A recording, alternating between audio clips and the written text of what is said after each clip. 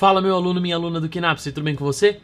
Nessa aula a gente vai falar um pouquinho sobre angiospermas. E para entender o que a gente vai falar agora, é muito importante que você venha acompanhando o que a gente falou até aqui. Então, briófitas, pteridófitas, gimnospermas.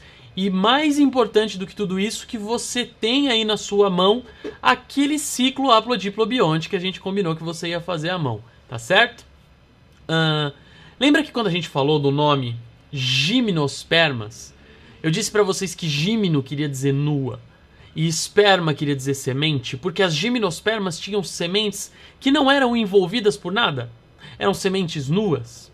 Agora, olha só o nome do grupo que a gente vai estudar, são as angiospermas. Lembra que eu disse para vocês que a gente tinha que pensar toda vez que a gente fosse falar na palavra angio ou no pedaço da palavra angio, significa que alguma coisa estava guardando outra, que alguma coisa estava envolvendo outra. Se agora então a gente tem um filo das angiospermas, significa que a gente vai ter alguma coisa ao redor dessa semente. E essa coisa ao redor da semente, você já deve ter visto, é o fruto. Então, as angiospermas vão ser as plantas que inauguram flores e frutos. E o vestibular costuma cobrar muito isso. O que cada grupo vai adicionando evolutivamente ao grupo anterior. Então as pteridófitas, em relação às briófitas, passaram a ter vasos condutores. Lembra que a gente começou a chamar as plantas de traqueófitas? As gimnospermas, em compensação, em relação às pteridófitas, eram plantas que começaram a apresentar sementes. E agora as angiospermas vão apresentar flores e frutos. Tá bom? E aí, para a gente entender o ciclo reprodutivo das angiospermas, a gente vai começar estudando um pouco a estrutura da flor. Porque a flor nada mais é do que o órgão reprodutor das angiospermas. Então você pegou aquela florzinha, aquela rosa, deu aquela cheirada, cheirou a genitália da plantinha, tá certo? Vamos dar uma olhadinha aí na imagem que eu coloquei para vocês da estrutura da flor para a gente entender como funciona esse ciclo reprodutivo. Olha lá. Então tá aqui, gente, a imagem que eu peguei para vocês lá do nosso site. Se você for lá dar uma olhadinha na nossa aula texto, você vai encontrar essa imagem que eu desenhei para vocês. Você vai ver que a flor ela é uma estrutura bastante complexa. Ela abriga muitas coisas e principalmente a gente vai ver que ela abriga tanto uma porção sexual masculina como uma porção feminina. Então a gente já vai começar a pensar que essa flor ela é hermafrodita. Ela tem tanto a porção reprodutora masculina quanto a porção reprodutora feminina. Mas vamos olhar aqui embaixo, ó. A gente tem um pedúnculo floral, que é esse cabinho. E esse pedúnculo termina num receptáculo, que é essa parte mais gordinha. Dentro desse receptáculo, a gente vai ter a inserção de todos os componentes da flor, que a gente vai estudando agora de fora para dentro, tá bom? O mais externo são essas folhinhas verdes aqui, ó. São as sépalas. Elas têm uma função principal de sustentação da flor e de proteção do broto. Quando a flor ainda não desabrochou, as sépalas elas protegem esse broto. Mais internamente do que as sépalas, a gente vai ter as pétalas, que são essas flores mais coloridas, que elas vão ter uma importância muito grande no processo de polinização. Lembra da polinização, que é basicamente carregar o gametófito masculino jovem até o gametófito feminino? É levar o grão de pólen até o gametófito feminino? Nas angiospermas, esse processo vai ser frequentemente realizado por insetos. Então, se essas flores forem bonitas, vistosas e cheirosas, elas vão atrair mais insetos e vão ter mais sucesso nesse processo de polinização. Então, essa é a principal função das pétalas. Mais internamente do que as pétalas, a gente tem esse cabinho com um espessamento lá na ponta, que a gente chama de estame, que é a porção reprodutora masculina da flor. Tá certo? Ó, temos um filete lá na ponta, uma estrutura que a gente chama de antera. Dentro dessa antera que a gente vai ter os esporângios masculinos. Os esporângios masculinos que vão produzir micrósporos, aqueles esporos pequenininhos que dão origem ao gametófito masculino, tá certo? Mais internamente do que os estames, temos o pistilo ou carpelo, que é essa estrutura aqui, que ela tem um espessamento aqui embaixo, uma parte mais fina e um outro espessamento lá em cima. Esse espessamento lá de cima, que a gente vai chamar de estigma, é a porção que vai receber o grão de pólen. O grão de pólen vai cair aqui. E aí o tubo polínico vai crescer por esse estilete até chegar no ovário. E o ovário é uma estrutura muito importante, que é uma estrutura que a gente não tinha nas gimnospermas, e o ovário ele envolve o óvulo. Então lembra, o óvulo envolvia o esporângio envolvia o megásporo funcional. E o megásporo funcional envolvia a oosfera. Então vamos de dentro para fora. A gente tem a oosfera, que está dentro de um megásporo funcional. Esse megásporo, dentro de um megásporo funcional desenvolvido, que se tornou o gametófito feminino, né? Então o gametófito feminino está envolvendo a oosfera. E esse gametófito feminino está dentro do esporângio feminino, que está dentro do óvulo, que está dentro agora do ovário. Tá? E vocês vão ver daqui a pouco por que esse ovário vai ser tão importante. Mas basicamente, olha lá o que vai acontecer. Então a gente tem um ovário aqui embaixo, né? Dentro desse ovário temos um óvulo.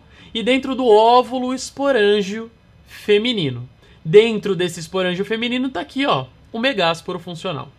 O que vai acontecer? Esse megásporo funcional vai se desenvolver formando o gametófito feminino dentro do esporângio feminino. E o núcleo desse megásporo funcional vai se dividir 3 vezes. Então, dividiu uma, formou 2 núcleos. Dividiu 2, formou 4 núcleos. Dividiu 3, formou 8 núcleos. E esses 8 núcleos vão se distribuir de uma maneira muito particular, olha só. Esse centralzinho aqui, ó, da entrada, tá vendo? Ó? A entrada do óvulo é aqui embaixo, ó.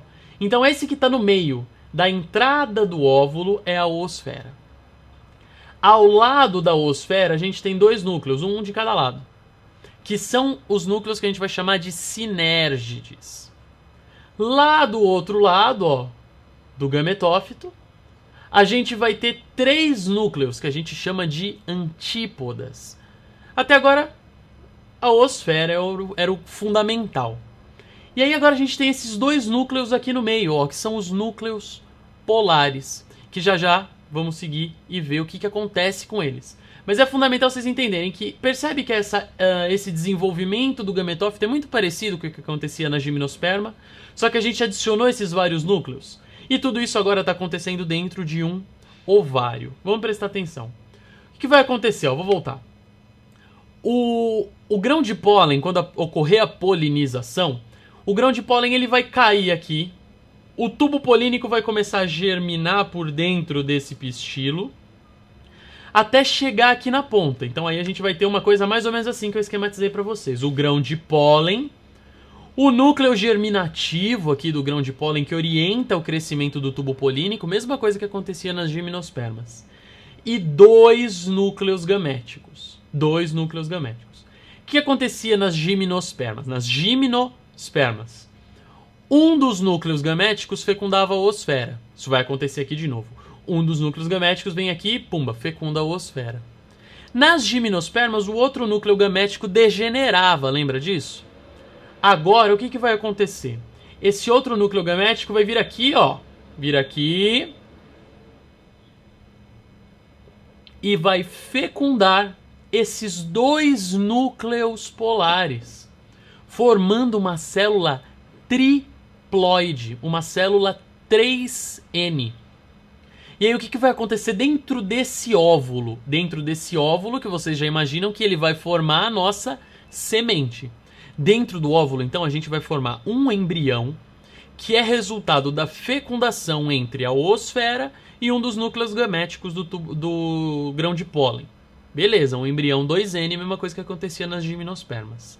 Mas a gente vai formar uma porção triploide resultante da fecundação dos 2 núcleos polares e de um núcleo gamético do grão de pólen. Formou essa célula triploide. Essa célula triploide vai se desenvolver, formando o endosperma, a porção nutritiva da semente. Então lembra que nas gimnospermas o endosperma ele era haploide? Nesse caso, o endosperma vai ser triploide, tá certo? Vai ser triploide. Então a semente de uma angiosperma, olha que coisa louca, ela vem do óvulo.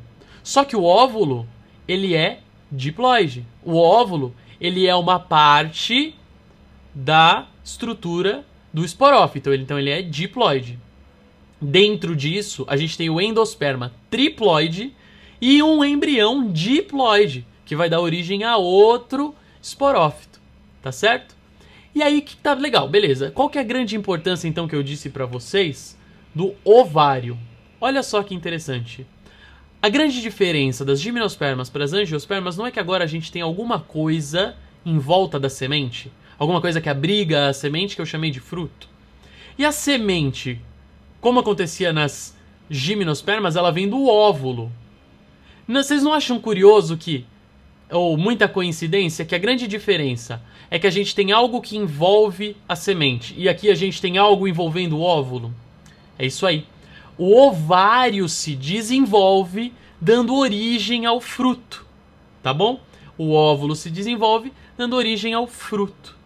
Então a gente tem flores e frutos, que são a principal característica das angiospermas, tá bom?